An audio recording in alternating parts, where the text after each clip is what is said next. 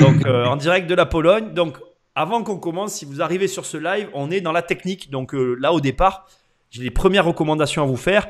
Il y a un très gros décalage entre ce que vous allez voir et nous. Donc, un décalage qui est à peu près de l'ordre de 5 à 10 minutes. Et il faudra donc, on va attaquer une discussion avec Nicolas. Vous allez poser vos questions. Moi, je suis le seul des deux qui a accès au chat. Donc, Nicolas, qui est présent ici, que vous devez voir sur l'écran, ne voit pas le chat. Donc, c'est moi qui vais lui poser les questions. Et le décalage, donc, je vais l'absorber, c'est-à-dire que je verrai vos interactions en direct. Mais nos réponses à vos questions auront un décalage dans le temps. Donc, dès le début, il faudra que vous soyez indulgents avec nous, surtout si vous arrivez en plein milieu du lab. Donc là, il va se passer quelques minutes où je vais régler un peu la technique. Donc Nicolas, on va entamer la discussion. Normalement, je vais te dire ça de suite, cette espèce de petite introduction devrait me permettre de te confirmer qu'on est bien. Alors là, ça y est, je viens de cliquer. Donc normalement, voilà, ça y est, on est vraiment en live, donc visible. Okay. Je te valide aussi, au moment où je parle là, que nous sommes bien en live sur à la fois donc Facebook, c'est fait, et nous sommes aussi en live sur YouTube. Donc, ce qui veut dire, Nicolas, donc, tu vas pouvoir te présenter, mais avant, il faut que tu me laisses encore une seconde. Je vais devoir refaire les recommandations que je viens de faire. Je suis désolé, mais comme on a un décalage, c'est obligatoire. Si vous êtes sur Facebook et que vous tombez sur cette vidéo, et si vous êtes sur YouTube, vous verrez Nicolas. On va commencer par Facebook. Si tu es sur Facebook et que tu viens d'arriver, ce qui est déjà le cas, il y a des premières personnes qui se connectent. Pour voir le live, je vais te mettre un lien tout de suite. Et le live où tu vas pouvoir voir l'invité qui est Nicolas, le lien est ici. Je mets dans la barre Facebook. Je mets le même lien. Je te le donne à toi aussi, Nicolas. Hop, le lien vient de t'être transmis, Nicolas. Et je mets aussi le même lien sur Instagram. Ça, c'est réglé. Si vous voulez rejoindre le live tout de suite sur Facebook, sur YouTube, pardon, pour voir l'invité, que vous soyez sur Instagram, sur Facebook, vous avez le lien dans les commentaires pour nous rejoindre. Donc ça, c'est réglé. Pendant que je vous parle, je suis en train de rejoindre le chat, que je n'ai pas pour l'instant. Et il y a un décalage de 10 minutes, enfin non, j'exagère, pardon, de 5 minutes entre vous et nous. Donc moi, je n'ai pas encore le chat en visu, donc les questions sont que sur YouTube. Et dès que j'ai le chat, je vais vous le dire. Nicolas va se présenter. Nicolas, tu es en Pologne. Ben, je vais te laisser la parole pendant que moi, je règle la technique le temps que j'ai le chat. Et je te dis dès que j'ai le chat. Vas-y, Nicolas, présente-toi. Ce sera mieux que moi. Et on s'appelle tous les deux Nicolas. Donc, on va dire Nicolas Pologne, Nicolas France. Je te laisse la parole. Merci Nicolas. D'abord, je te remercie pour cette possibilité de parler en live avec toi. Avec plaisir. Ça me fait plaisir. Voilà, donc d'abord je te remercie par rapport à ça. Et pour revenir aux présentations, je vais faire ça très simple. Je suis en Pologne depuis, à Varsovie depuis 2015, mais en Pologne depuis 2009-2010, donc ça fait déjà une décennie, 10 ans. Ah ouais, 2009-2010, tu es arrivé en Pologne? Ouais, j'avais 19-20 ans, donc j'ai pu voir la transition du pays au niveau économique, au niveau économique, social, au niveau du business, etc. Enfin, en 10 ans, c'est énorme, on peut voir beaucoup de changements dans un pays. Et ça fait 5 ans que je travaille dans l'immobilier, donc depuis 2015. 2015 déjà, on a créé l'entreprise avec mon associé le 1er juillet 2015, donc dans 3-4 mois, ça va faire 5 ans. Et jusqu'à maintenant, ça va, on gère. Et chaque année, le business grossit. Donc, on a commencé très petit. D'accord. Et pas de bureau. On a commencé par une plateforme de location d'appartements qui s'appelle Rentflat Poland. Donc, à la base, on voulait connecter les propriétaires polonais avec les étrangers qui trouvaient du travail en Pologne ou les étudiants, par exemple. D'accord. Juste, Nicolas, je vais te laisser finir. Juste pour te dire que ça y est, j'ai le chat en direct. Tout le monde est là, tout fonctionne. Voilà. Continue. Donc, je vais continuer par rapport à la plateforme. Donc, la plateforme, à la base, c'était vraiment pour aider les étrangers, les expats, les Erasmus, les étudiants, etc., ceux qui vont venir en Pologne à trouver un logement. Parce que moi, en tant que Français, à la base, j'avais des soucis pour trouver un appartement. Parce que soit tu allais sur le Bon Coin, par exemple, le Bon Coin polonais, tu appelais le propriétaire, il ne parlait pas anglais, par exemple. Premièrement, donc, ça fait un problème au niveau communication. Deuxièmement, certains propriétaires ne voulaient pas d'étrangers dans leur appartement parce qu'ils avaient peur en cas d'impayé. Ils ne pouvaient pas courir après l'étudiant étranger. C'était un peu compliqué. Et donc, Et donc, j'ai eu l'idée de créer une plateforme de location d'appartements juste pour étrangers en Pologne. Et c'était en 2014 qu'on a lancé la plateforme. C'était une phase de test pendant 1 an. Donc, tout était gratuit. Et après 1 an de phase de test, on a décidé de lancer l'agence immobilière à Varsovie et dans les autres villes de Pologne. Et à titre d'exemple, moi, je me rappelle en 2015, j'habitais encore à Lodz en polonais, ça s'appelle LODZ, c'est à 1h30 en voiture de Varsovie, j'habitais là-bas encore. Je vous invite, je te coupe, je vous invite à taper les noms des villes qui vous dit et à aller voir en même temps qu'on parle. Moi, dans la première discussion qu'on a fait, je l'ai fait, c'est intéressant. Voilà. Et donc, j'habitais à Lodz, c'était à 1h30 en voiture de Varsovie, 1h30 de train. Et je me rappelais quand on mettait des annonces d'appartements sur notre site sur Varsovie, donc on appelait les propriétaires, genre on va sur le Bon Coin, il faut s'imaginer. On se présentait, le propriétaire était d'accord de publier son offre ou pas. D'accord. Et nous, l'offre à la place du propriétaire. Et si un locataire, un prospect, on va dire, un client était intéressé de visiter l'appartement, on se déplaçait. Donc, soit je prenais Blablacar à l'époque, donc 1h30 de voiture, voire 2 heures avec les embouteillages pour aller à Varsovie. Soit je prenais le bus. À l'époque, il y avait Polski Bus, maintenant c'est Flexibus, Flixbus, je ne sais plus comment ça s'appelle, qui a été racheté. Ou soit je prenais le train. Et donc, soit le rendez-vous se passait bien et le locataire se décide, soit tu arrives sur place, le locataire n'était pas là. Et ouais. Ouais, donc, en Blablacar, c'est ballot quand même. Hein. Ouais, mais c'était les risques à l'époque et ça m'est arrivé. On a fait un test pendant 2-3 mois. Et au bout du compte, c'était beaucoup plus positif que négatif par rapport à ça. Donc, on a décidé de se lancer fin 2015, de partir à Varsovie et de créer l'agence sur place. Donc, on a commencé à louer un bureau, à embaucher des gens, etc. Et au bout de 2 ans, on a créé la boîte dans l'investissement. Alors, juste pour toutes les personnes qui nous ont rejoints, avant que je te pose la question, rejoignez-nous si vous êtes sur Instagram ou sur Facebook. Vous nous rejoignez sur YouTube, vous avez les liens dans la description. Nico, juste pour que tout le monde comprenne bien, en fait, tu as aujourd'hui, donc, tu as commencé en aidant, finalement, je résume, hein, tu as commencé en aidant des personnes qui cherchaient du travail, pour des entreprises qui s'installaient dans ton pays, à trouver des logements. Et finalement, en fait, tu as basculé en devenant une agence immobilière. Et aujourd'hui, tu accompagnes des investisseurs à acheter en Pologne. Donc, ça veut dire que, confirme-moi si je ne me trompe pas, si quelqu'un ici dans le chat a envie d'investir en Pologne parce qu'il ne veut plus avoir d'argent en France, il peut passer par tes services. Exactement. En fait, on aide. L'idée, c'est qu'on a le site de location, donc on a une demande en termes locatifs. Et en termes de location, on ne fait que du moyen long terme. On ne fait pas la location Airbnb ou Booking. On ne fonctionne pas comme une conciergerie.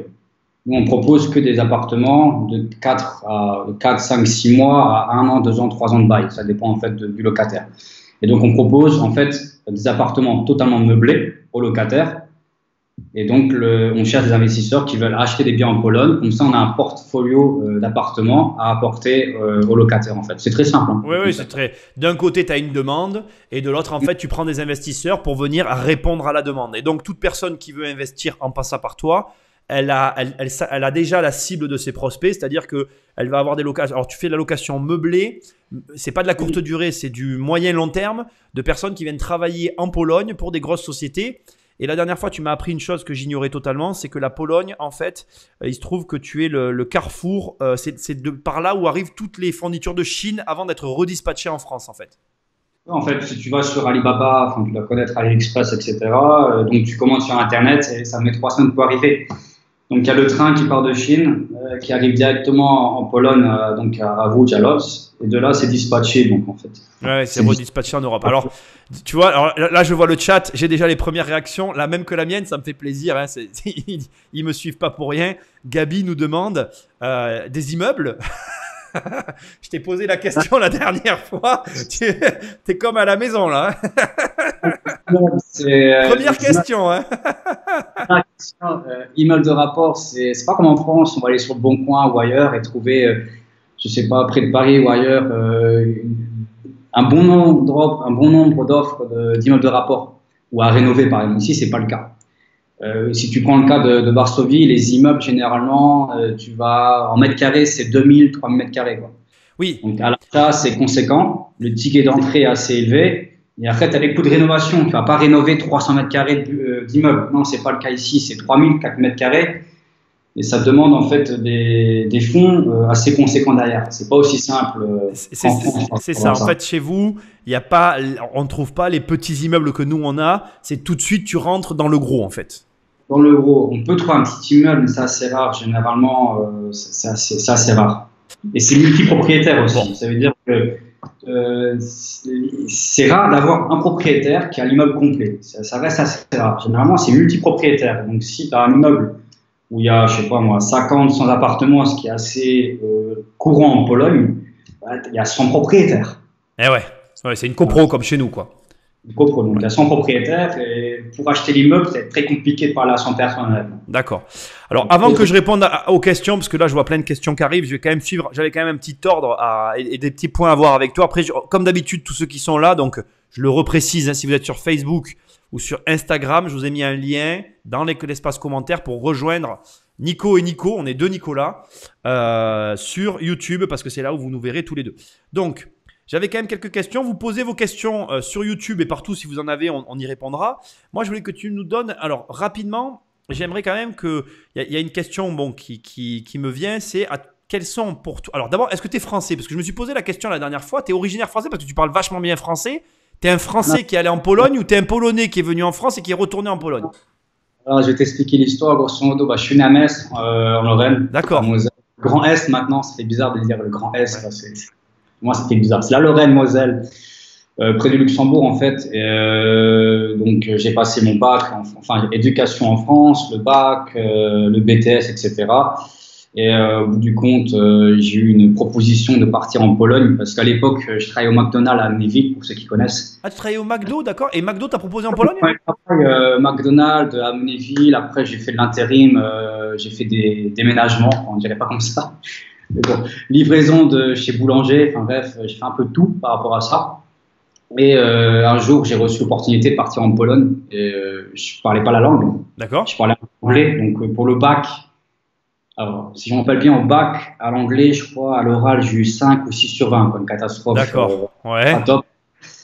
Mais malgré ça, je voulais partir de McDonald's et je ne trouvais pas d'autre travail, en fait. À l'époque, c'était la crise 2008-2009, je crois. Oui, c'est ça. Il y a eu une grosse crise en 2008-2009, je te confirme. Quand j'envoyais mon CV, bah, ça ne marchait pas. Ouais. Donc, je me dis, bah, peut-être le seul moyen, c'est de partir à l'étranger.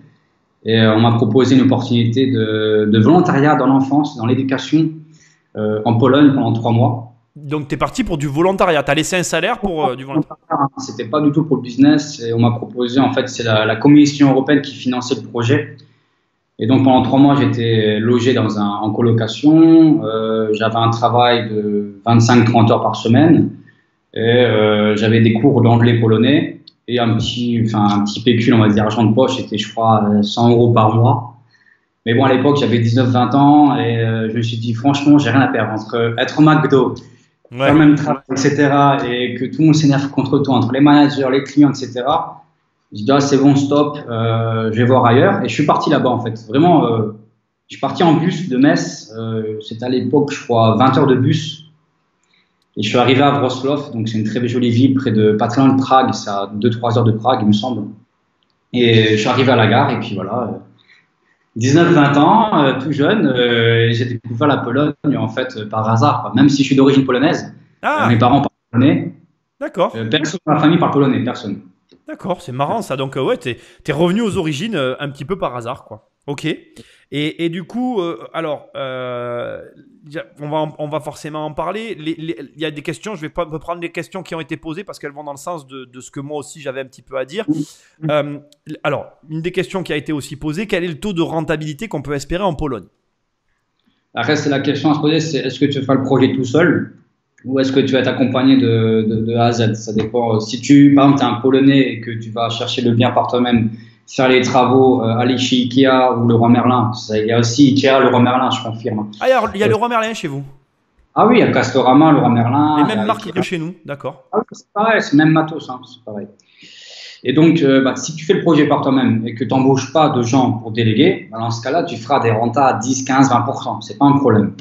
Mais par contre, tu vas passer beaucoup de temps. Ouais. Tu vas gérer les livraisons, tu vas gérer tout ce qui est travaux maçonnerie, électricité, plomberie, etc., quoi. Donc, si tu ne délègues pas forcément, tu peux atteindre des rentas 15-20% sans problème. Ça c'est clair et net. Mais par contre, ça va passer beaucoup de temps et d'énergie et de problèmes à gérer. Ça, après, il faut encore mettre la location, il faut gérer les locataires, etc. Après, si tu délègues tous les process de A à Z, généralement, on propose des rentas à 6, 7, 8% totalement délégués. Ouais, ça veut dire tu fais rien du tout, c'est net dans ta poche. Voilà, grosso modo, après, ça dépend. Si tu recherches un pur rendement locatif, bah, nous, on va essayer de maximiser l'espace de l'appartement, l'optimiser au maximum pour augmenter le rendement. Soit tu recherches une plus-value, donc c'est deux stratégies différentes, en fait. Hein. Parce que pour le rendement, c'est comme à Paris, si tu veux faire un fort rendement locatif, tu vas aller dans la banlieue. Tu vas acheter moins cher le mètre carré. Tu vas essayer d'augmenter le loyer derrière ça avec des prestations plus améliorées que le marché. Puis voilà, c'est comme ça que tu fonctionnes.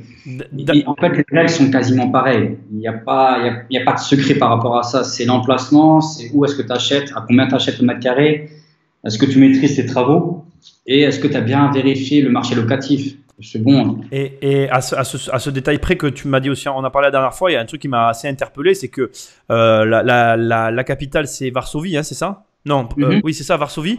Et tu me disais que les prix, c'était les mêmes qu'à Paris, quoi. Non, à l'achat ou en termes de location? À l'achat. Non, à l'achat, non. En fait, les prix, ça commence, si tu prends Varsovie globalement, c'est 5 fois plus grand que Paris. Ah oui, voilà, c'est peut-être ça que tu m'avais dit. Voilà, c'est pas grave. Varsovie, c'est grand. C'est environ 35 km au nord, au sud, et est en ouest, c'est pareil. D'accord. Moi, si je vais voir des amis, des fois, je vais mettre 1 heure en voiture pour les voir, parce qu'ils sont dans un quartier à l'opposé de Varsovie, et puis c'est assez grand, d'accord? Ouais. Si tu vas sur Google et tu recherches des informations par rapport au prix moyen du mètre carré à Varsovie, ils vont te dire, voilà, c'est 2500 € en moyenne le mètre carré. Mais après, ils te disent pas si c'est quel quartier, c'est quoi l'appartement, enfin la taille.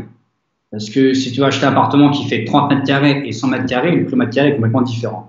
On ne te dit pas l'état de l'immeuble, on ne te dit pas si c'est une copro, quel type de copro, parce qu'on a des différentes en Pologne. On ne te dit pas si l'appartement a un cadastre ou pas, parce qu'en Pologne, tu peux acheter un appartement sans cadastre.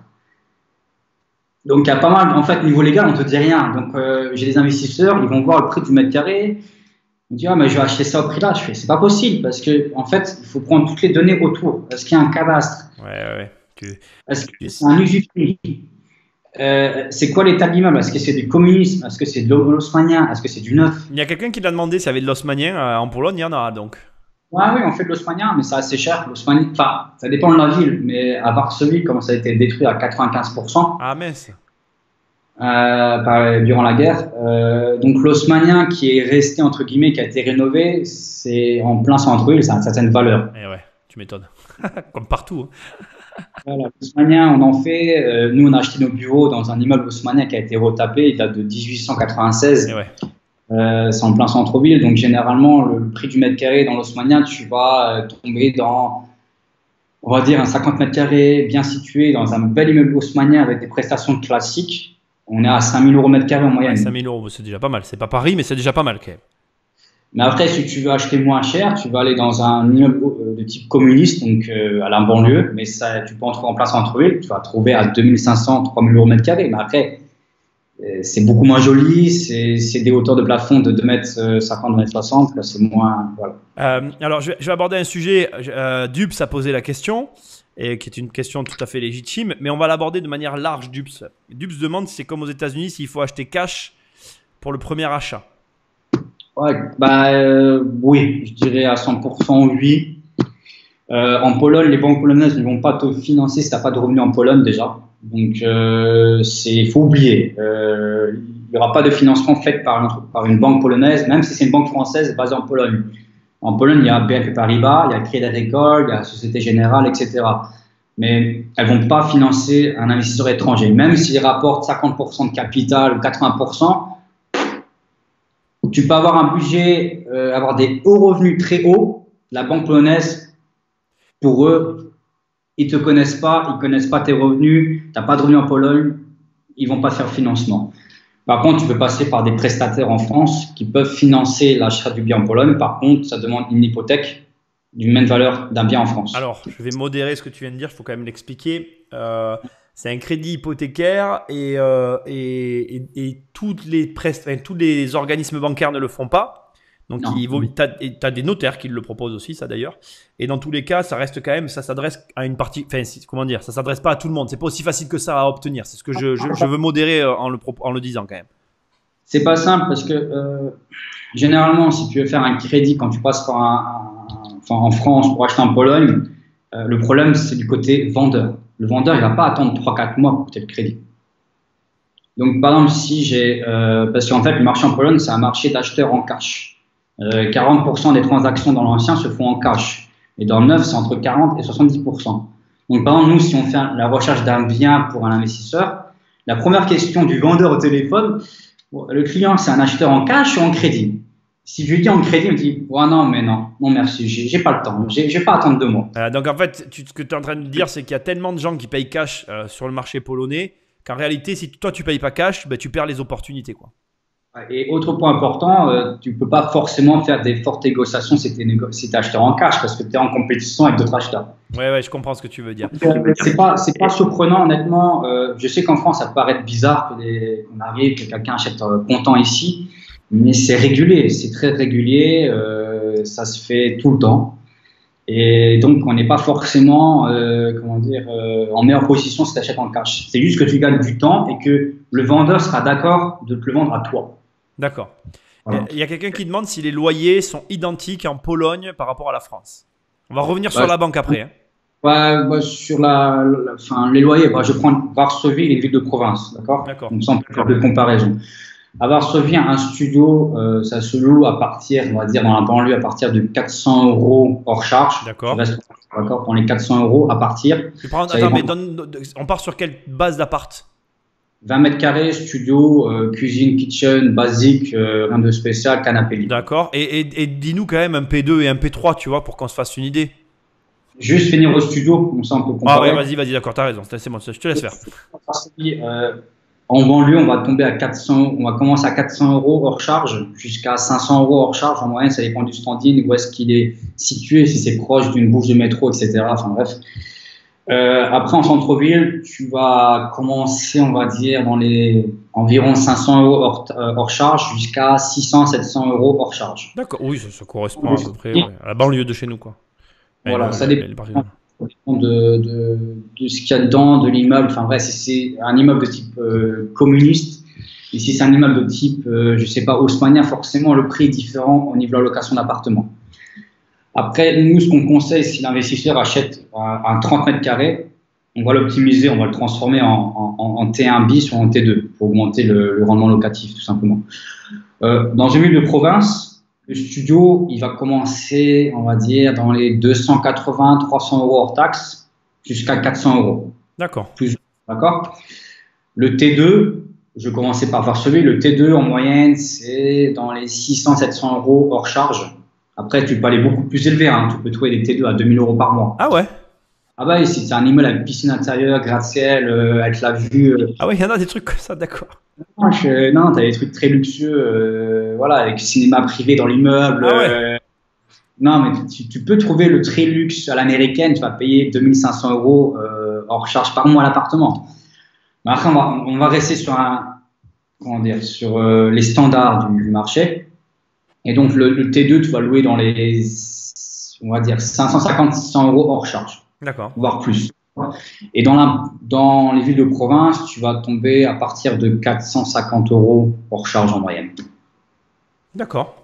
Voilà, grosso modo, ça correspond. Et alors, du coup, la question qui leur brûle les lèvres, et j'en suis sûr, c'est le ticket d'entrée, c'est quoi? Pareil, fais-nous studio P2, P3? Je vais commencer à Varsovie. Nous, généralement, le ticket d'entrée à Varsovie, c'est minimum 100 000 € parce qu'en dessous de ça, il n'y a pas beaucoup de choix, premièrement, et on aura un mauvais emplacement. Donc là, on parle du studio entre 100 et 200, quoi. En fait, 100 000 € c'est plus.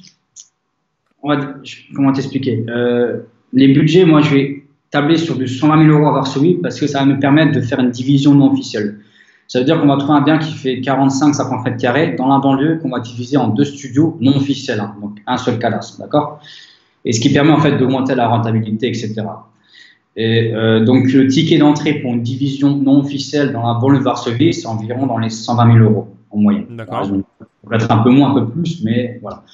En centre-ville, si tu veux une division non officielle, tu vas payer dans les 200 000 euros. Oui, d'accord, c'est pas le double, quasiment.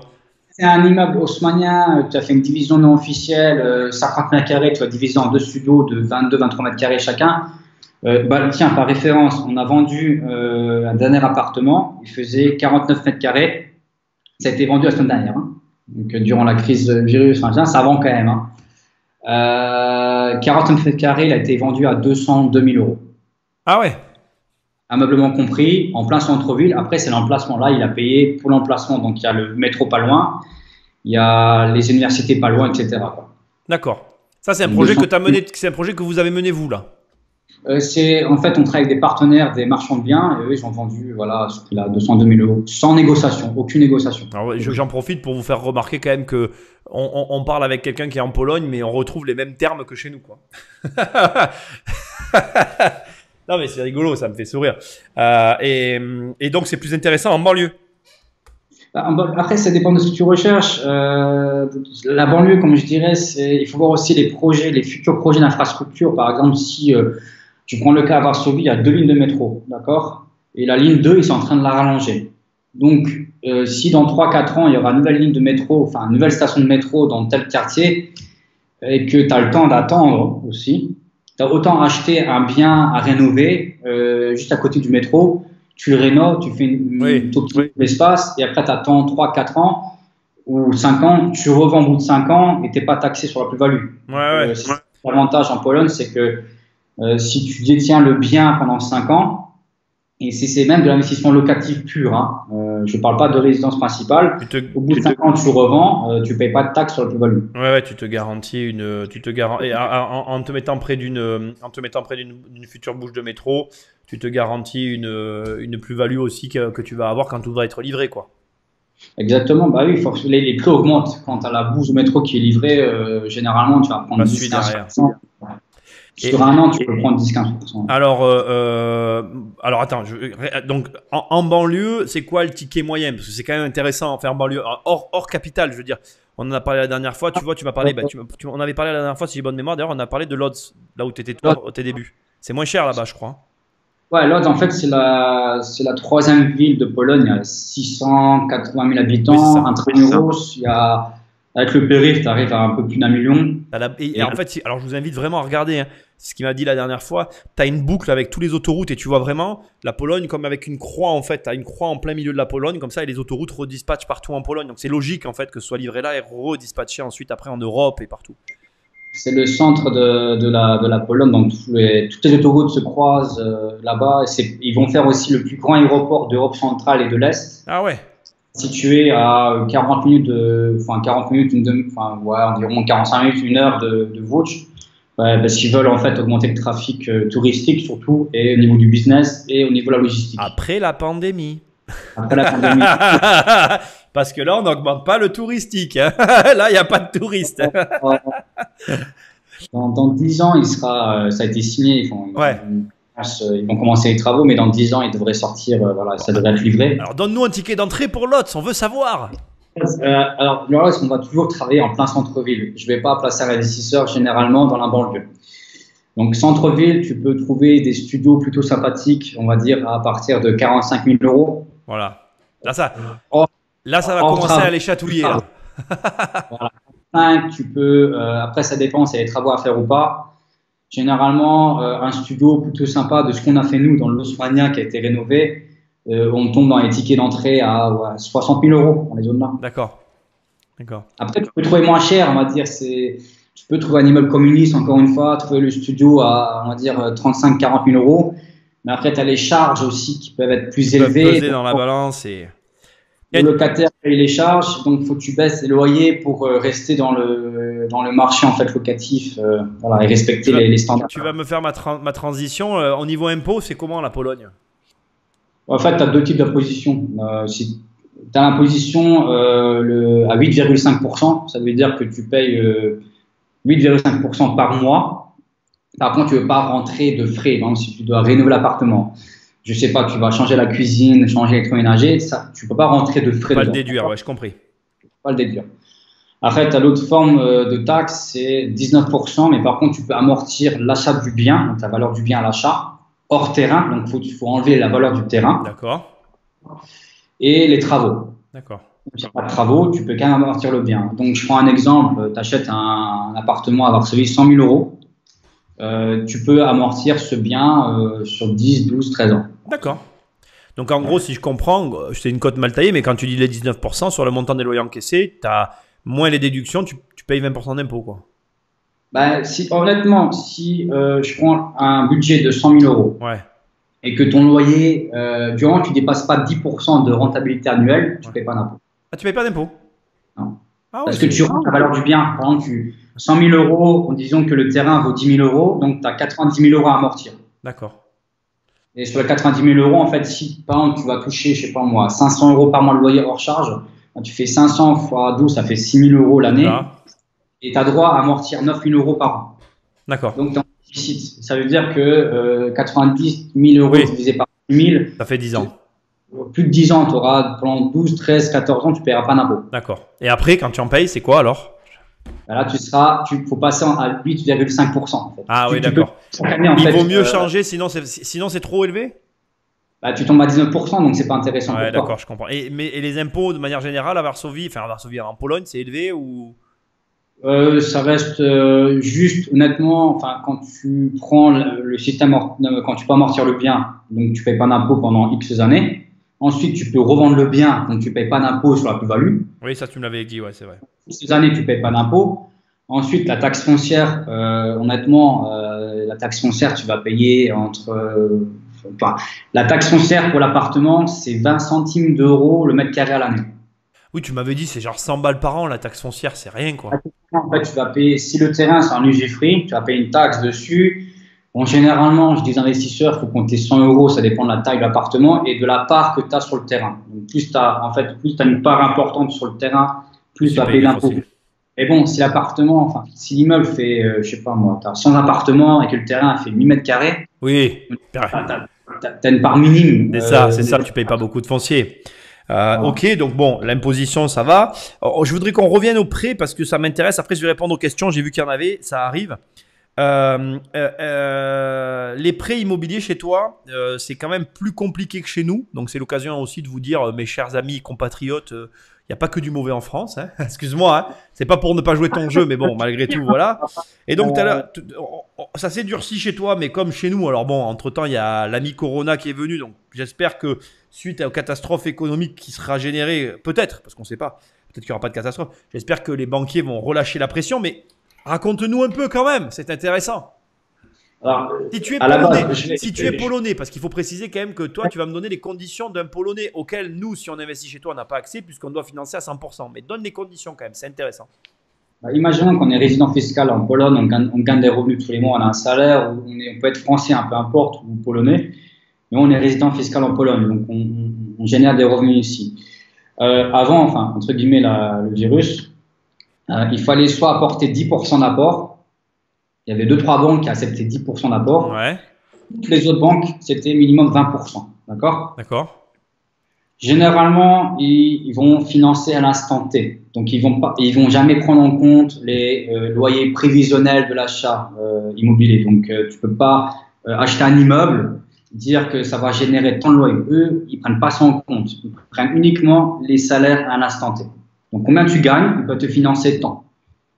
Ça, c'est la première chose. Tandis qu'en France, généralement, à l'époque, je ne sais pas à l'heure actuelle comment ça se passe maintenant, mais je sais qu'à l'époque, on peut monter un bon dossier, on va à la banque, on fait 5, 6, 7 flux banques, et une des banques va peut-être suivre le projet parce qu'ils vont faire un prévisionnel, etc., que le projet il est bien solide. Ici, c'est pas le cas. Il y a eu une période où, c'est toujours possible, il était possible de financer à 110%, mais c'était pas... Oui, aujourd'hui, c'est différent. Attends une seconde. Donc, sur Facebook et sur Insta, vous avez un lien que je vous ai mis dans les commentaires pour nous rejoindre sur YouTube parce qu'on est en duplex sur YouTube. Sur les autres plateformes, vous ne pouvez pas voir l'invité du jour qui est Nicolas de Pologne. Excuse-moi, mais vas-y, continue. Donc oui, en France, c'était possible. Toi, aujourd'hui, en Pologne, il y a eu une période où c'était 10%. Depuis janvier, donne-nous la règle. Donc 10 ou 20% en fonction de la banque, d'accord. Ils vont vérifier les salaires instantés. Donc, tu ne veux pas faire des gros projets immobiliers. Tu ne veux pas devenir rentier comme en France, aussi rapidement et multiplier les opérations immobilières. C'est pas faisable ici. Quoi d'autre? Il faut payer les frais de notaire aussi. La banque ne finance pas les frais de notaire. Ça rentre pas. Ouais. Donc, ce que tu dis, c'est important parce que ceux qui veulent investir cash, ça oblige à financer tout. C'est-à-dire, il n'y a rien qui est pris en financement, quoi. Et autre point par rapport aux travaux, donc ça c'est un point important que quand la banque finance les travaux, déjà ils vont mettre leur budget à eux. Oui, tu m'avais dit ça. Voilà, j'ai besoin de 100 000 euros de travaux. Non, ils vont dire vous avez 100 mètres carrés, nous on finance à hauteur de 200 euros le mètre carré, pas plus. Oui, le reste c'est toi qui finances. Ah, le reste c'est toi qui finances. Donc admettons que tu obtiens un financement pour l'achat d'un bien plus les travaux et tu as droit à une enveloppe de 20 000 euros de la banque. Tu obtiens le crédit. La banque va débloquer, on va dire, 8 000 euros ou 10 000 euros, la moitié pour faire les travaux. Une fois que tu as dépensé les 10 000 euros, il faut absolument que tu fasses des photos de l'avancement des travaux. Tu envoies ça à la banque. La banque envoie ça à la succursale basée, par exemple, je sais pas, à Varsovie ou ailleurs. Et c'est l'agent qui va traiter tous les dossiers des travaux, va dire oui ou non pour débloquer la somme suivante. Et nous, ça nous arrive pour les bureaux, par exemple. Donc, on a pris environ, je sais plus, 25 000 euros de crédit pour les travaux uniquement. On reçoit 10 000 euros de la banque. On dépense déjà 15 000 euros pour payer les équipes, aussi pour payer les matériaux, etc. On commence les travaux, on envoie les photos. La banque dit non. Pour nous, il y en a pour 4 000 euros de travaux. Donc, on s'est retrouvé qu'on cache, en fait, qu'on finance par notre trésorerie les travaux, parce que la banque refusait en fait de nous débloquer le reste du crédit. Ah, c'est ouf.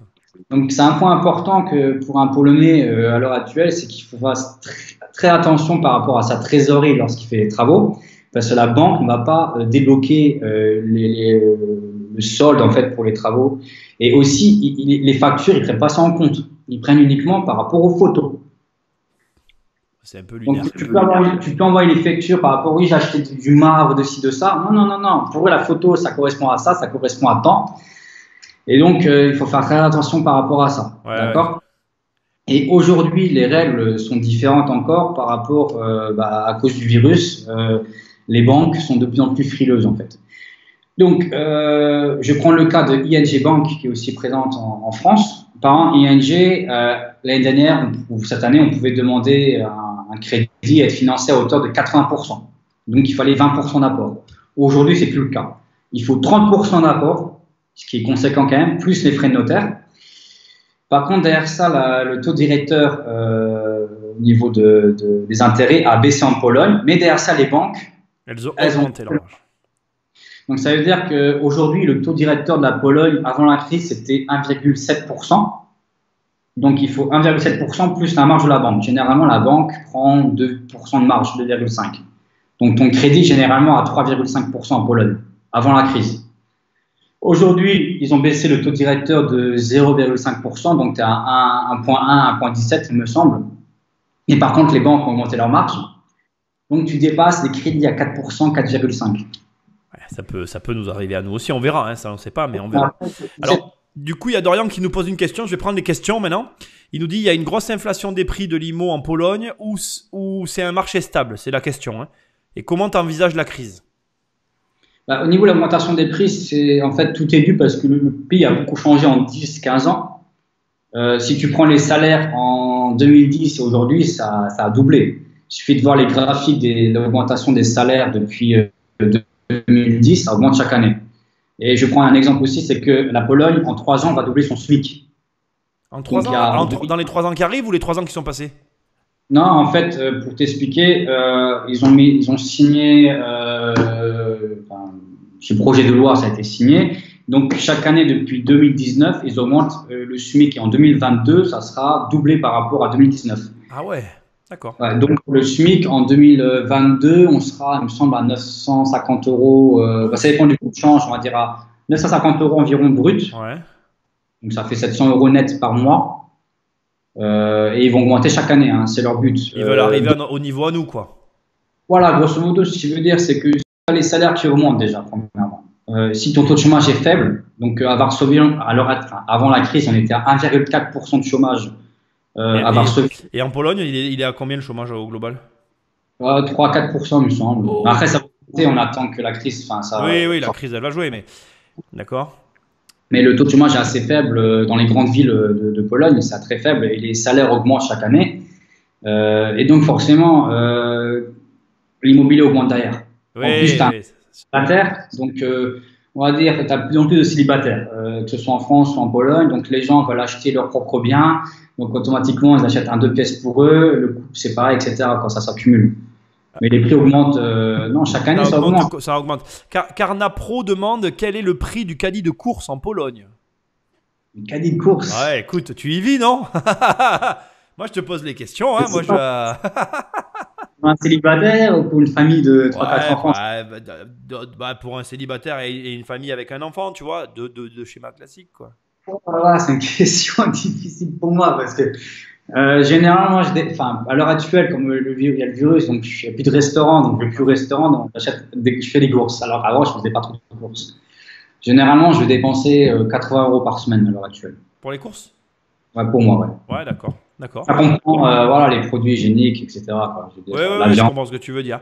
Et alors après, j'ai une autre question de Dups. Niveau loyer impayé, ça se passe comment? Bonne question d'ailleurs, j'aurais pu te la poser naturellement celle-là. Niveau impayé, au niveau de la Pologne, au niveau légal, il y a 3 mois en fait. Si le locataire ne paye pas pendant 3 mois le loyer, le propriétaire peut engager une attaque en justice, en jurisprudence, etc. pour déloger le locataire, d'accord? Ouais. Par contre, ça reste assez rare. Moi, dans mon cas, depuis qu'on a ouvert la plateforme de location d'appartements depuis 2014, on a dû faire, je n'ai pas fait le calcul de location, on est sûr et certain plus de 1000 locataires qui ont dû passer par nous, sûr et certain. Parce que chaque année, on doit faire dans les 200-300 locations d'appartements. D'accord? Sur l'eau, j'ai jamais eu de cas d'impayé. Ah bon? Non. Jamais. Les seuls soucis qu'on a pu avoir, c'est que le locataire part avant. Avant l'échéance. En échange, c'est tout. Il va envoyer un SMS, il va envoyer un email. Ben, écoutez, je suis reparti chez mes parents, je suis reparti dans mon pays. J'ai laissé les clés à la sécurité, j'ai laissé les clés dans la boîte aux lettres. Vous gardez la caution et puis voilà. Et si jamais ça se passe mal, le processus il dure combien de temps, tu vois? On imagine le pire. Voilà. 4-5 mois, ça peut durer, mais généralement, nous, on va mettre, en tant qu'agence, mettre la pression maximum pour que le locataire parte. On va trouver une solution, faire le médiateur, on va trouver des solutions. Voilà. Ah oui, donc il n'y a pas beaucoup de procédures, quoi. Alors, bon, il y a quelqu'un qui pose une drôle de question, mais je vais quand même la poser parce qu'il n'y a pas de drôle de question. Il y a quelqu'un qui demande quel est le taux de change. Je te laisse y répondre ou je réponds? Le taux de change, oui, c'est pas l'euro là-bas, c'est le zloty. Aujourd'hui, en fait, c'est 4,60, je crois. Attends, je vais juste vérifier ça.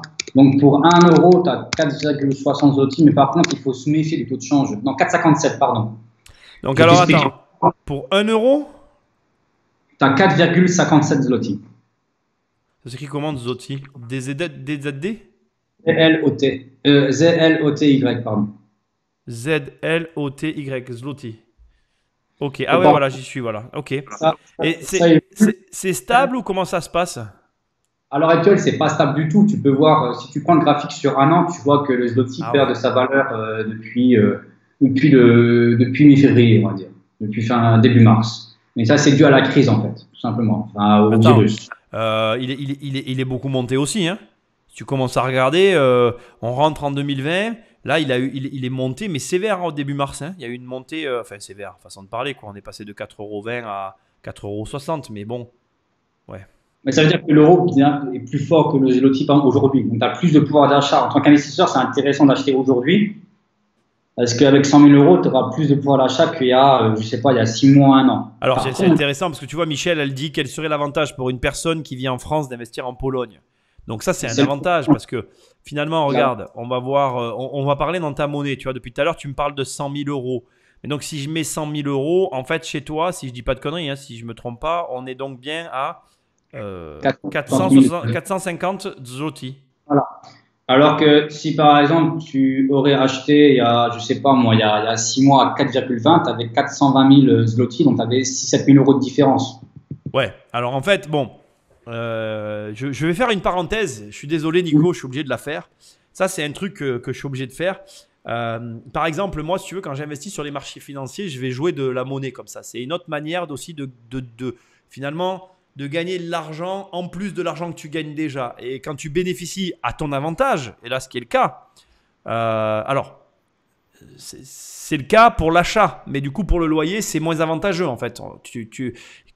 Après, le loyer, il faut le voir sur le long terme. Je veux dire, là, enfin, les fluctuations du marché, c'est vraiment dû à la crise et de tout ce qui se passe au niveau mondial. Ça va prendre avec des pincettes. Quand j'ai des investisseurs qui veulent acheter et qui font le calcul du rendement sur le taux de change actuel, je dis écoutez, prenez ça avec des pincettes parce que c'est un risque que vous prenez. Parce que aujourd'hui, vous lancez un projet avec, je sais pas, 1 euro, c'est 4,50 zloty. Mais lors de la transaction finale, ça se trouve, le zloty va changer. Et si tu fais un virement bancaire et dans 2 mois, admettons que c'est à 4,20, automatiquement, tu vas payer plus cher ton appartement. Eh ouais. C'est à prendre avec des pincettes. C'est pour ça que quand on propose des projets immobiliers à nos investisseurs, on ne va pas proposer le taux actuel du marché. D'accord. C'est une erreur parce que le taux actuel, il est entre guillemets faussé par rapport à ce qui se passe sur le marché actuel. On va proposer un taux à 4,25. D'accord. Donc, ce qu'il était avant, l'année dernière, plus ou moins, était à 4,30, 4,28, 4,39. Et je préfère en fait nous couvrir parce que si je dis que, oh, t'inquiète pas, aujourd'hui c'est 4,57, tu vas faire une bonne affaire. Mais moi, je ne sais pas quand tu vas faire l'achat. C'est dans 1 mois, dans 2 mois, dans 3 mois. Et je ne connais pas le taux de change à l'instant, dans 5 semaines, 6 semaines. Je connais pas le taux. Et tu penses que ça peut revenir comme en 2008 à 3,20? Aucune idée. C'est une question piège, parce qu'on est avec la crise du corona. Honnêtement, je doute parce que le fait qu'ils dévaluent la monnaie polonaise, c'est un avantage pour la Pologne dans le fait qu'ils vont doper les exportations. C'est certain. Donc, mais on n'est pas sûr, on n'est pas certain que c'est la réaction qu'il y aura après le corona. C'est tout le problème en fait. Ouais, voilà, on ne sait pas. On ne sait pas ce qu'ils vont faire. Moi, je suis d'accord. C'est sûr que, ouais, mais bon, ouais, parlons pas de ça. La Pologne, c'est un pays qui a beaucoup d'industrie, que ce soit les constructeurs automobiles, Fiat, etc. C'est en Pologne. Tu prends Whirlpool, c'est en Pologne. Renault, Dacia. Bah, il y a aussi, je sais plus, il y a Amazon qui s'est installé récemment, il y a la production Ikea ben, j'imagine. Tout à l'heure, je t'ai posé la question des impôts parce que là, on est entre particuliers, mais si je te la pose du côté entrepreneur, ça doit être un pays avantageux, j'imagine. Bah, je prends mon cas, par exemple, nous, moi, je suis taxé sur les dividendes, d'accord? Ouais. Donc, j'ai pas de salaire mensuel, c'est sur les dividendes. Donc, en fait, grosso modo, au niveau business, ça veut dire qu'on est taxé après chaque fin de mois. Donc, par exemple, le mois de janvier, donc quand le mois de janvier est clôturé, on envoie au comptable le chiffre d'affaires généré, combien on a dépensé, et donc il fait le calcul du bénéfice. Et nous, on est taxé sur le bénéfice. Donc, au mois de février, début février, je reçois de la part du comptable combien d'impôts je dois payer sur le bénéfice réalisé. Donc, comme on est 2 associés, admettons qu'on fasse 10 000 euros de bénéfice au mois de janvier, ça fait 5 000 euros par tête parce qu'on a 50-50. Ouais, je comprends. Moi, je récupère 5 000 euros brut, d'accord? Ouais. Et sur ça, je paye 19% d'impôt. Tout inclus? Tout inclus, sauf les charges patronales. Les charges patronales, c'est environ 300 euros par mois avec les charges sociales, etc. Attends, ça comprend. Quand tu parles des charges sociales, c'est ta retraite et ta... Voilà, on va dire à minimum de retraite, c'est 300 euros par mois, c'est fixe, peu importe le chiffre d'affaires que tu génères. Et on est très très loin de la France. Par mois environ. Très, très loin.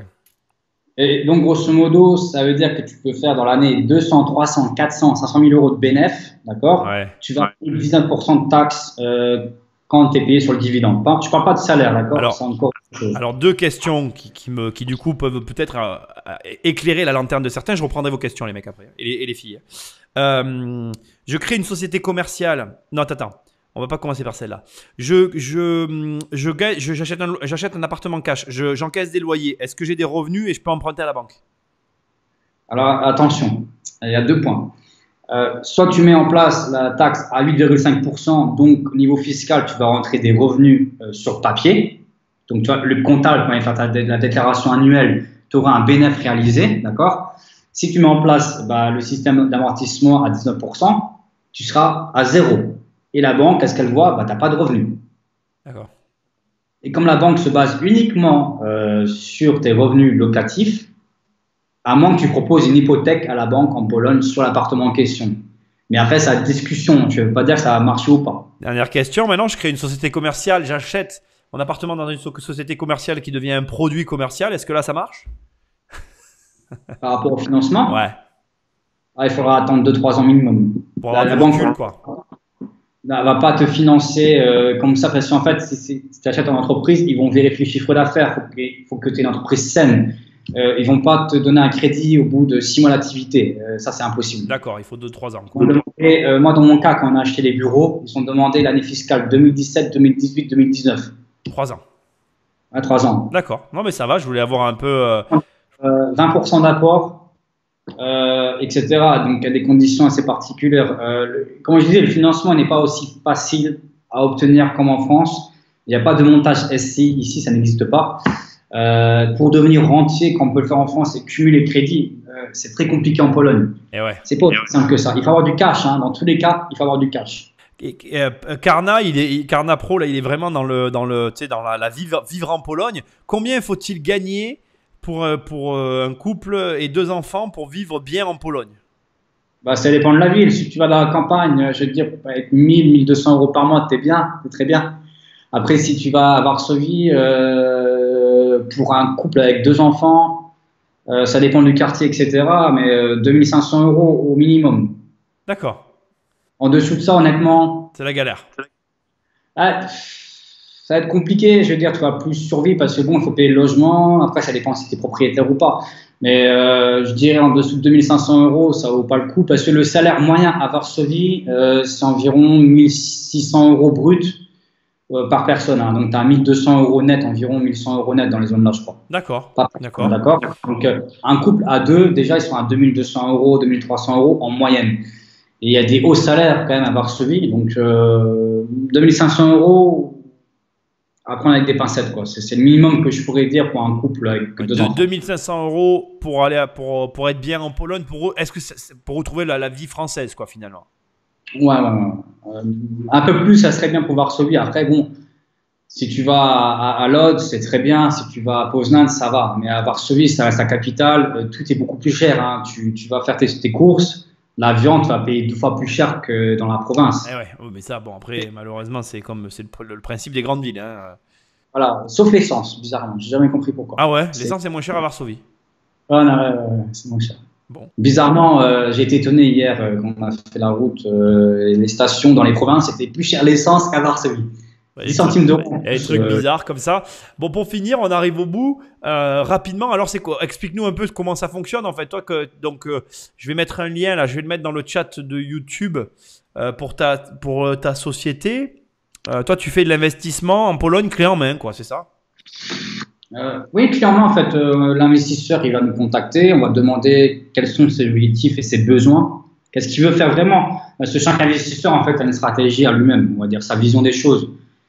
Et chacun, on va dire, en fonction de son âge, de ce qu'il veut faire, voilà, différents projets. D'accord. Donc nous, on va demander qu'est-ce que vous voulez faire vraiment, qu'est-ce qui vous plaît, quel genre de projet. Il y en a certains, par exemple, ils vont viser que la tableur Excel. Donc il n'y a pas de sentiment, c'est Excel, c'est le prix d'achat, le prix de vente par la suite, etc., la location, etc., et tous les frais annexes. Et d'autres, en fait, ils vont plus voir le coup de cœur, en fait.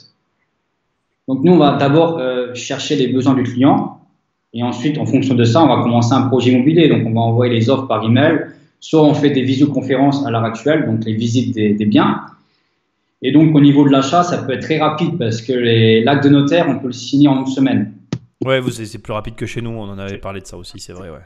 C'est pour ça, au niveau de la vente, si on dit à un vendeur, il doit attendre pendant 2-3 mois parce qu'il doit attendre le crédit de l'acheteur, alors qu'il sait qu'il y en a qui sont en cash et il peut régler son affaire en 1 semaine. Forcément, il préfère l'acheteur content, en fait. Voilà. Oui, mais ça, tu l'as expliqué tout à l'heure. Il peut faire son cash rapidement.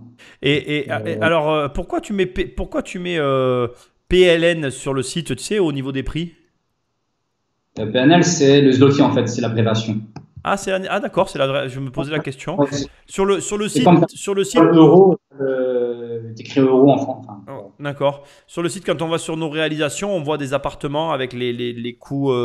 Donc vous, précision aussi quand même que je fais pour toi. Vous faites vraiment tout, quoi. C'est-à-dire que vous meublez, vous trouvez le locataire, vous trouvez l'appartement. Ouais, exactement. On trouve tout. En fait, on fait tout. On a une équipe. C'est important parce qu'on travaille en équipe. Moi, je ne peux pas tout faire moi-même, c'est impossible. Bah non, mais. D'abord, On travaille en équipe parce que je ne peux pas faire le maçon, l'électricien. En fait, je ne suis pas très doué de mes mains au niveau bricolage, donc ça, c'est pas pour moi. Après, voilà, on travaille avec des gens très compétents, donc ça, de l'architecte au comptable, à l'électricien, etc., quoi, à l'agent immobilier qui a à faire la mise en location du bien, au photographe à prendre les photos de l'appartement. Donc, c'est un travail d'équipe. On ne peut pas faire ça autrement. Et donc, on gère toutes les étapes. Donc, on a tout un réseau qui est connecté ensemble. On travaille tous ensemble, on s'entraide et on gère tous les problèmes. Donc, et l'investisseur, en fait, on communique avec lui de A à Z comment son projet évolue, les travaux, les photos, la mise en location, le loyer qu'il génère. On gère aussi son compte bancaire à distance, etc., quoi. Ah oui, tu t'occupes de vraiment tout, quoi. Tu pilotes. Oui, oui, bah c'est comme nous avec la gestion, c'est-à-dire que quand tu prends la gestion, tu as le maniement de fonds. Donc ça veut dire que vraiment après tu vires le résultat final au client, quoi, en fait. Nous, on fonctionne différent. En fait, l'investisseur, il crée son compte bancaire, il crée un sous-compte par rapport à l'appartement en question et il nous donne l'accès, en fait, par procuration à ce sous-compte. D'accord. Et donc, nous, en fait, de là, on peut gérer tous les paiements des charges, l'électricité, Internet, etc. L'investisseur, ça lui permet d'avoir accès à son compte bancaire et de voir ce qui se passe en temps réel. Et pas qu'il demande un rapport tous les mois par rapport à ses comptes. C'est comme ça qu'on fonctionne, en fait. Et à tout moment, il peut arrêter la procuration. S'il n'est pas content des services, ça arrive encore. Il peut arrêter la procuration à tout moment en ligne, il clique et puis voilà, c'est fini. Ok, et je t'ai pas posé cette question, mais j'avais envie de te demander, c'est qui tes partenaires travaillent essentiellement avec la France ou vous avez d'autres pays, tu vois, qui sont intéressés par l'investissement en Pologne? Comment ça se passe? C'est qui les acteurs extérieurs qui viennent en fait? Je t'ai pas posé cette question d'ailleurs. Ben, je veux faire un découpage. 70% c'est Israël. Donc, on travaille beaucoup avec Tel Aviv. Ah ouais, je n'aurais pas cru. De partenariat avec des cabinets d'avocats là-bas en Israël. Donc on travaille beaucoup avec Tel Aviv pour des petits projets et pour des gros projets. Donc on va dire en termes de projets, on va commencer à 100 000 euros grosso modo jusqu'à plusieurs millions d'euros. Hein. On fait des projets à 2, 3, 4 millions d'euros. Là, on construit ah oui, j'ai oublié de le dire, on construit notre premier lotissement, donc qui sera livré en fin d'année. Ouais, on construit quelques maisons mitoyennes dans la banlieue de Varsovie. Donc c'est un projet de promotion immobilière. Et on va dire au niveau des clients français, ça représente, on va dire, 15-20% de la clientèle. D'accord. 70% Israël, 15-20% France et 10% Angleterre, Allemagne, Chine, États-Unis, etc. C'est assez large. Mais c'est vraiment les Israéliens qui achètent le plus de biens avec nous ici. D'accord, ça j'aurais jamais cru, tu vois. Et tout à l'heure, tu disais qu'au début de ta carrière, je reviens au début avant de clôturer, tu es allé à Prague en fait. Et c'est vrai que donc la Pologne est limitrophe avec la Prague. Moi, tu étais proche de Prague, pardon, tu m'as pas dit que tu étais à Prague. Et moi, j'aime beaucoup Prague, mais je crois que je te l'avais dit ça. La Tchéquie, c'est comment? C'est bien le marché? Comment tu connais un peu de facto, comme vous êtes quand même proche, ou pas du tout? C'est un marché que tu regardes pas du tout? Au niveau de Prague, je sais que c'est très touristique, donc quand tu vas acheter, tu vas forcément faire la location pour durer.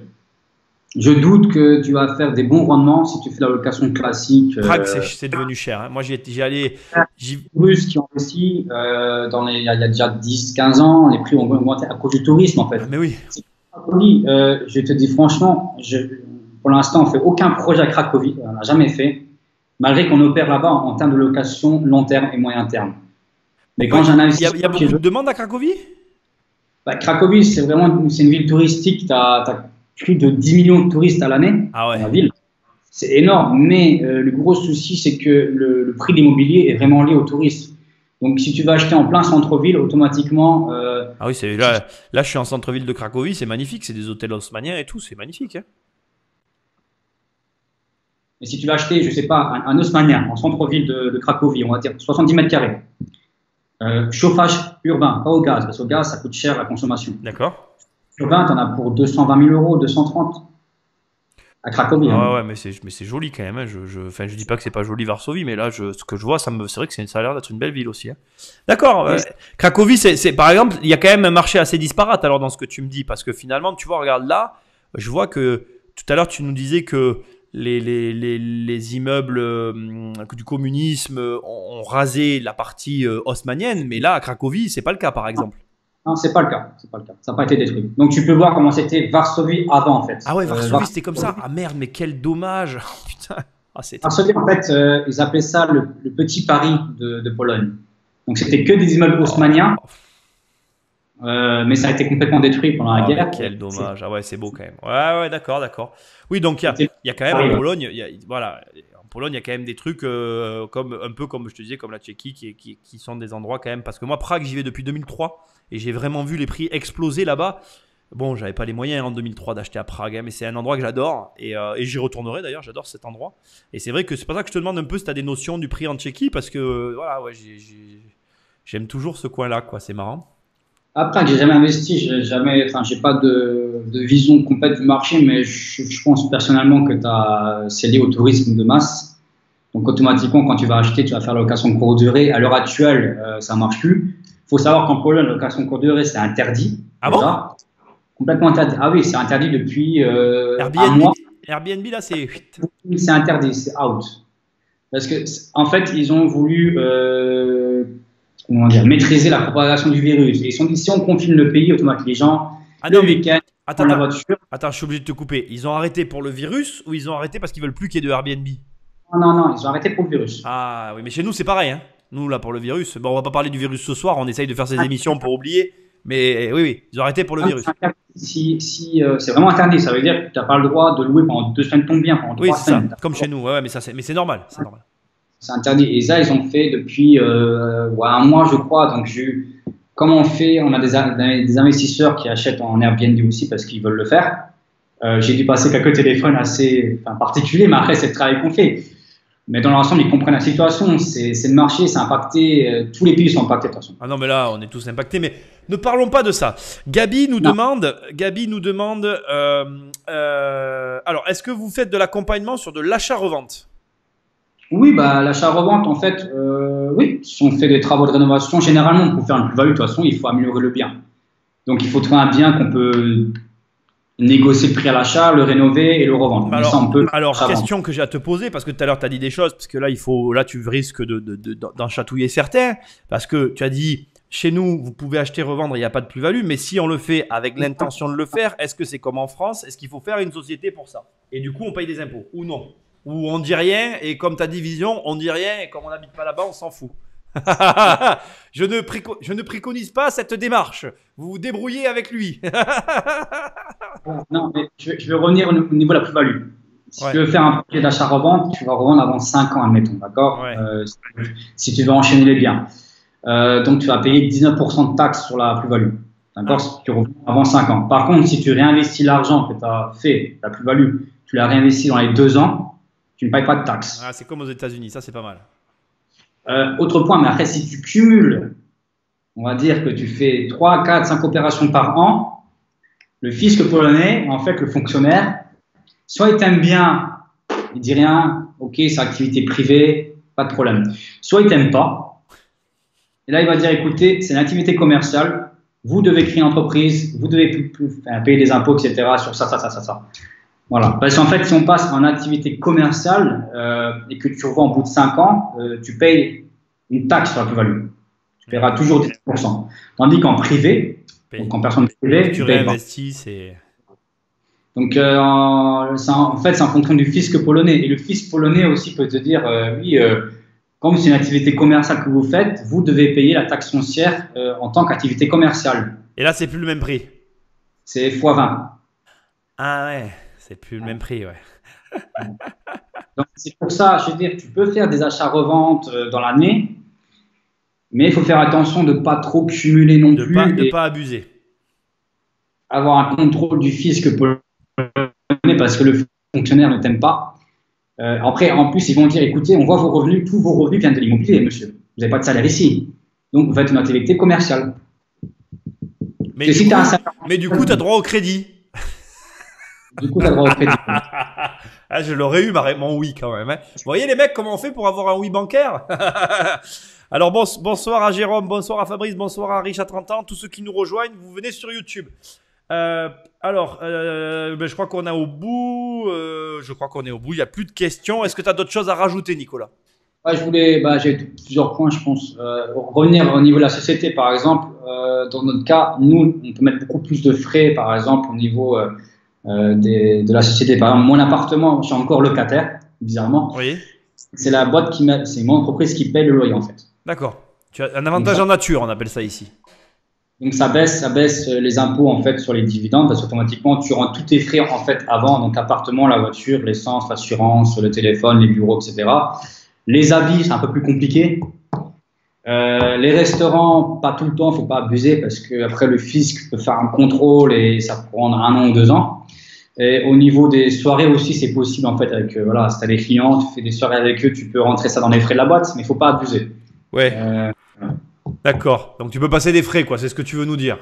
Voilà, tu peux. Là, je trouve le grand avantage, c'est la voiture. Il n'y a pas de taxe TVS. Il me semble en France, c'est ça, la TVS. Oui. Bon, après, de toute façon, en France, on va pas parler des impôts français parce qu'il y en a partout des impôts. Il y en a partout des impôts en France. Il va y en avoir un sur le Covid-19 d'ailleurs. Non, mais ici, tu n'as pas de TVS, donc tu peux prendre un véhicule, une belle voiture, berline, en leasing, et puis voilà, ça rentre dans les frais de la boîte. Voilà, tout se passe bien, sans problème par rapport à ça. Mais non, voilà, je pense qu'on a fait le tour par rapport, s'il y a des questions peut-être. Serge nous demande quelle est la rentabilité pour un F3 à Varsovie. F3, je déconseille. Ah ouais?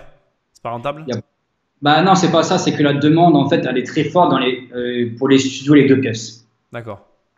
Le F3, généralement, ça sera une petite colocation, mais tu as moins de demandes. Oui, mais je sais pourquoi. En fait, Serge a un réflexe, mais qui est logique et on a oublié d'en parler de ça. C'est parce qu'en fait, en Pologne, il y a, et ce que tu disais la dernière fois d'ailleurs, il y a énormément de propriétaires, beaucoup plus qu'en France. Et donc, le F3 s'adressant à une famille, c'est logique ce que tu dis. Ça veut dire qu'en fait, tu t'adresses à des gens qui vont vivre ici à l'année. Et comme vous avez beaucoup de propriétaires, les gens achètent en fait. Ouais, les gens achètent. En fait, le Polonais, enfin, de manière générale, il veut acheter son appartement. Il veut être propriétaire. C'est son but. Hein. Et tu as beaucoup plus au niveau proportionnel de propriétaires en Pologne qu'en France. On est dans les barres des 65-70%, il me semble, de propriétaires en Pologne. Je crois que je vérifie encore les datas, mais c'est assez élevé. Et donc, le F3, je déconseille. C'est pas recherché. Parce que comme on a la plateforme de location, si je prends sur les 100 locations d'appartements, on va dire 50% studio, 30% T2, donc un chambre plus salon, et le reste T3, T4. Et les commerces, ça tient bien chez vous? Comment ça se passe? Bah, pour l'instant, les commerces, c'est dur à dire pour l'instant. Oui, non, mais oublie l'événement que nous sommes en train de vivre. De manière générale, est-ce que les commerçants restent stables? Est-ce que louer chez vous un commerce est intéressant? Tu vois? Est-ce que la partie commerciale est stable au niveau investissement? Alors, ça dépend honnêtement de l'emplacement. C'est comme si tu vas à Paris, tu prends aux Champs-Élysées, tu vas payer extrêmement cher l'achat du bien, enfin du local commercial et la location. Ici, c'est pareil. Tu vas à Varsovie, d'un quartier à un autre, tu vas payer pas cher le loyer pour un restaurant. Tu vas payer peut-être 1500, 2000 euros pour 100 mètres carrés de restaurant. Tu vas aller en hypercentre, tu vas payer 5 6 000 euros, voire 10, 15, 20 000 euros le loyer. Parce que c'est une activité commerciale, donc automatiquement tu peux payer vraiment des loyers très chers. Après, l'avantage pour le bailleur, c'est des contrats en B2B. Donc tu peux l'arrêter, s'il y a défaut de paiement, tu l'arrêtes et c'est fini, quoi. Ouais, d'accord. Donc c'est le gros avantage pour le propriétaire du local commercial. Après voilà, c'est au niveau de l'emplacement, c'est pas simple à trouver un local commercial intéressant parce qu'il faut que la copro aussi accepte, par exemple, d'ouvrir un restaurant. Ah oui, c'est comme chez nous, d'accord. Ouais, ça ressemble beaucoup à chez nous quand même, j'ai l'impression. Par exemple, là, on a fini un projet d'investissement à Lodz de 7 appartements. Dans une copro, il y a 100 appartements. On a reçu de la copro, en fait, le droit de vote si on est d'accord pour avoir des magasins dans la cour intérieure, des petites supérettes, par exemple, qui vendent de l'alcool. Est-ce qu'on est d'accord pour cette licence ou pas? Et est-ce qu'on est d'accord pour ouvrir un restaurant avec un bar? Moi, j'appelle les investisseurs, je leur demande c'est quoi ta décision? Oui, non, oui, non. Donc, la plupart, non. Voilà. Donc, il faut que la copro soit d'accord par rapport au restaurant. Donc, non, le local commercial, c'est assez complexe quand même. Après, on peut trouver un très bon filon. Hein. Ça peut arriver de trouver des rentas à 10-15%, mais c'est pas toujours le cas. D'accord. Bon, bah écoute, Nicolas, merci beaucoup d'être venu avec nous ce soir. Ça a été un plaisir. Et puis, je vais remercier tout le monde. Alors, Serge, il nous demande, je t'explique juste avant qu'on clôture. Serge nous demande, il nous pose une question sur les loyers impayés, mais on a déjà répondu à la question, Serge, donc tu regarderas la rediffusion du live. On a Carna Pro qui veut parler des femmes polonaises et qui nous dit les femmes polonaises sont les plus belles. Nicolas, est-ce que tu confirmes? On sort du sujet, mais bon, allons-y. Je vais rougir, mais ouais, non, je confirme. Oh, t'allais pas dire non. Hein. Bon, écoute, salut Anne, j'espère que ça va. Bon, on arrive au bout. Merci Nicolas d'être venu ce soir. Ça m'a fait très plaisir de te recevoir. Les liens vers son site sont dans la description. Tu fais des accompagnements d'investisseurs. On va commencer. Bon, je vais couper déjà le live sur YouTube et sur Instagram et sur Facebook. Donc, salut Instagram. Merci d'avoir été présent ce soir. Est-ce que je vais y arriver? Non, ça n'a pas l'air. Oui, c'est ça. C'est terminé. Envoyé. Merci. Au revoir aussi à Facebook. Merci. Bonne soirée. Je finis avec vous sur YouTube. Merci d'avoir été présent. On se retrouve tous demain. Nicolas, est-ce que tu as un mot à dire de la fin? Bon courage dans le confinement. Ça va aller.